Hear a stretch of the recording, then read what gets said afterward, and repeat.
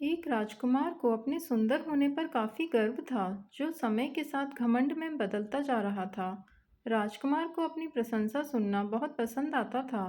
अक्सर वो अपने नौकरों, सिपाहियों और प्रधानों से अपनी सुंदरता के बारे में पूछता, और बदले में सब उसकी सुंदरता की खूब बढ़ चढ़कर प्रशंसा किया करते।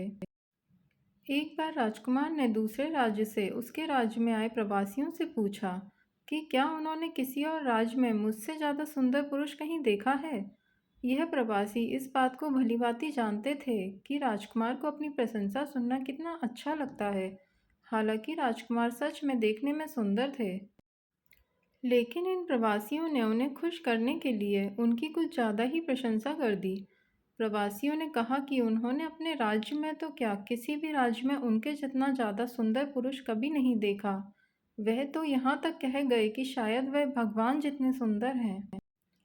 राजकुमार अपनी इतनी ज़्यादा प्रशंसा सुनकर खुश हो गया, और अब वो हर प्रवासी से अपनी तारीफ सुनना चाहता था। एक बार उसके राज्य में एक साधु आया। राजकुमार ने उसे भी अपने दरबार में बुलाया और वही सवाल पूछा कि क्या उन्होंने राजकुमार से ज़्यादा सुंदर पुरुष कहीं देखा है। साधु ने राजकुमार से कहा कि हाँ, उन्होंने सुबह उनसे भी ज़्यादा सुंदर पुरुष को देखा है। सभी साधु की बात सुनकर हैरान थे। राजकुमार ने साधु से पूछा, कौन है वो पुरुष। साधु ने कहा, सुबह मैंने आपको देखा था, तब आप अब से ज़्यादा सुंदर थे। साधु की बात सुनकर सभी दंग थे। राजकुमार ने अपने सेवकों से पूछा कि क्या वो अभी सुबह से कम सुंदर नजर आ रहा है। सेवकों ने कहा, उन्हें तो वो उतने ही सुंदर दिख रहे हैं। राजकुमार ने साधु से पूछा, जब सभी को कोई फर्क नजर नहीं आ रहा, तो भला आप ऐसा क्यों कह रहे हैं।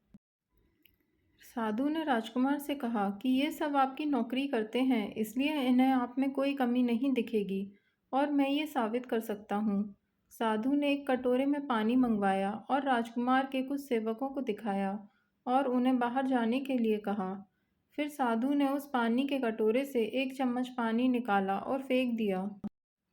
उन सेवकों को वापस अंदर बुलाया गया और साधु ने उनसे पूछा कि क्या उन्हें इस कटोरे में कोई कमी नजर आ रही है। सभी सेवकों ने ठीक से निरीक्षण किया और बोले कि उन्हें उस कटोरे में कोई कमी नजर नहीं आ रही।